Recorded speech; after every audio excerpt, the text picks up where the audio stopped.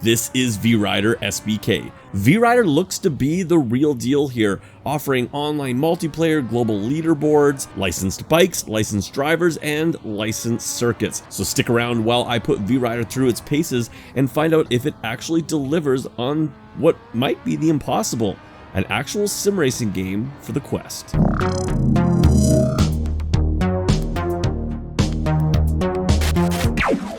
Hey guys, it's Chris from the VR Grid and welcome to the channel. If you like this video, give it a like for us, and if you're interested in more VR content from us, please consider subscribing and turning on notifications so you don't miss new videos as they drop. Alright, so guys, VRider SBK, like I said in the beginning there, it is a sim racing game, which, I mean, to be honest, on Quest, we really haven't had anything like this. Sure, we had Grid Legends VR, but that was Simcade at the most, and honestly, I felt that was too ambitious a game to actually bring to the Quest 2 at that time. Now, fortunately, developer Funny Tales and publisher VRider Games, they seem to have a much better idea of how to bring a game like this to the limited power of the Quest hardware. We'll get more into graphics in a little bit, but first I want to just focus on the gameplay side of things. Now, kicking things off, VRider has quite a few single-player modes. Now, starting things off is quick race, and it's what you'd expect it's going to be. You pick your course, you pick your opponents, you pick your bike, and you pick your racer. You jump in, you have a race. Now, for those looking for a little more meat on the bone, there is what they call the tournament mode, which is, as they say, the way to experience the thrill of the official World SBK Championship, which uses the FIM Superbike point system, which essentially takes you through a season-like tournament, which takes you through all the courses and gives you a final standing at the end of all of that. Now, for those of you looking to more hone your craft before jumping into something as meaty as a tournament mode, there is also Hot Lap, which is just a way to perfect your skills, which is essentially a time attack mode.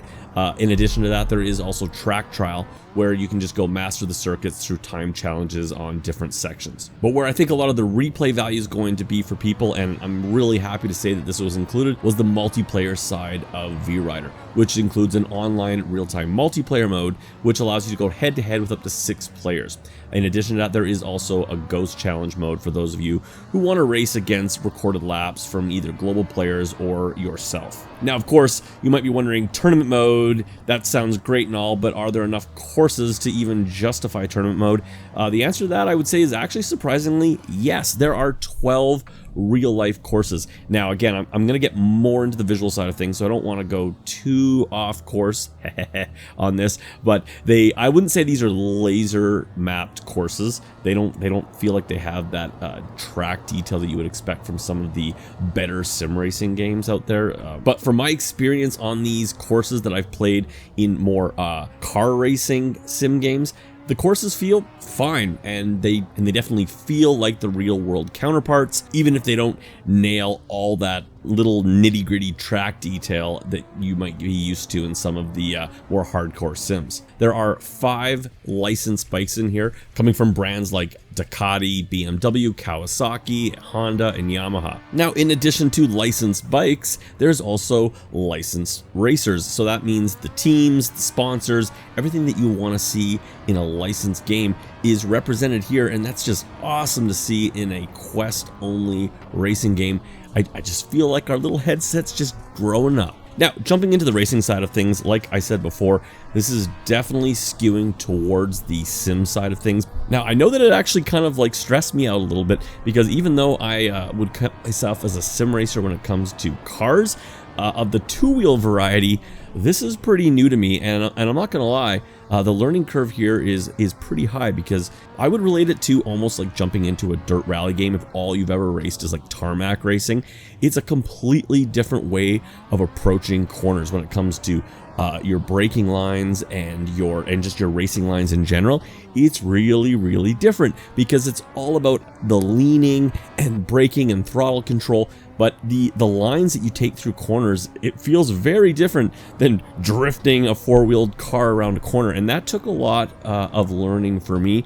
But because the game has the detail built into it, it's also really rewarding. Now, I will say it has a lot of assists here, which you can pretty much turn the game into what more of a Simcade style. There are braking assists, there are braking lines, there are driving lines through corners, with the braking assist being a huge thing.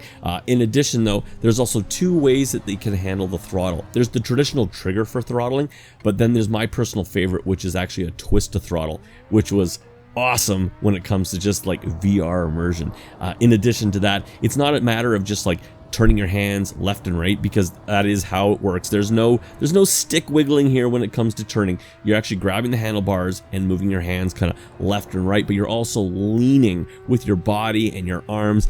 It is very, very immersive, and I just can't believe it's taken this long for someone to bring a motorcycle racing game proper to VR. That being said, my arms got really tired playing this game, so if you have weak little T-Rex arms like I do, expect to feel the burn and have to limber up a little bit.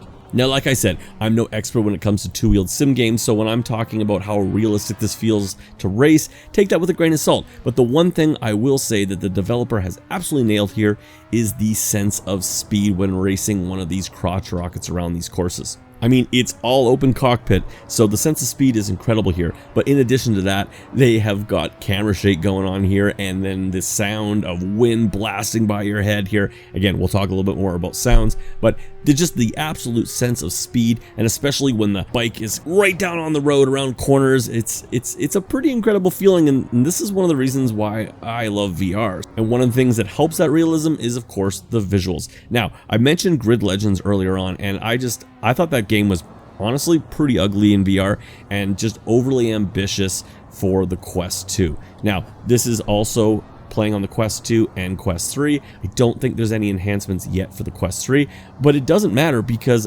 I really think that the developer here has found a really sweet spot between track detail and also going for what a clean sim look, a real world feel to racing on these courses. Now, that means it doesn't have all the fancy lighting, it doesn't have all the fancy track details, whether that be, you know, crowds or just any animations going on, but what it does deliver is, I guess, essentially what feels like a PC racing game if you were playing it like all on the lowest settings. Now, maybe that doesn't sound very attractive, but when it comes to the reality of playing on a mobile hardware like this, I think this is the way to go. So what that looks like in the headset is the bikes look great. They look amazing when, from your point of view, looking down at your, fully functioning dash, and, everything there just looks great, from your windshield to the handles to the bike body itself. You can even just kind of get up, walk around the bike, look at it. The details are all there, and the drivers, that you're racing around, they don't look that bad either.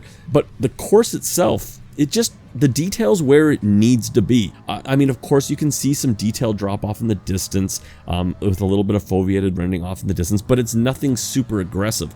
The course itself, just whether it be the tarmac or the curbs or the grass, everything just looks pretty good. Now, of course, you're all seeing it at speed, and so usually, you can get away with a little less detail. So as long as it's sharp in the headset and the draw distance is there, it looks good. Now, don't get me wrong, it's not like an absolutely stunning game in the headset, but it's a good looking game in the headset, and it feels really solid as a racer. Now, sound-wise, the game does not fare as well. Now, yes, keep in mind, this game literally just came out of what is essentially early access over on App Lab, and in my review notes, the developer does say that they are not happy with the bike sounds and will be bringing in new and improved bike sounds that they're actually playing with right now. Now, what we have here is adequate, but it definitely sounds very artificial sounding, and that it does hurt the overall sensation, the simulation, the exhilaration, whatever you want, whatever kind of shun you want to put on there. The bikes they don't sound awesome. They don't sound aggressive, and it definitely kills some of the fun factor for me.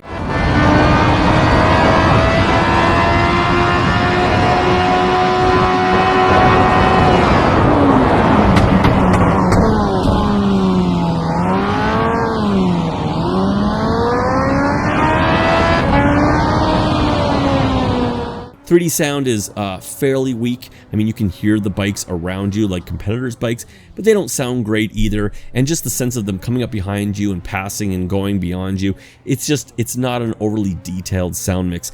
The music is, again, pretty generic, like kind of just riff rock. And overall, the sound design here in VRider just doesn't feel like it's gotten as much love as the visuals and the sim physics side of this has gotten. In the Quest store, VRider SBK definitely stands out with its blend of realistic racing physics and engaging gameplay.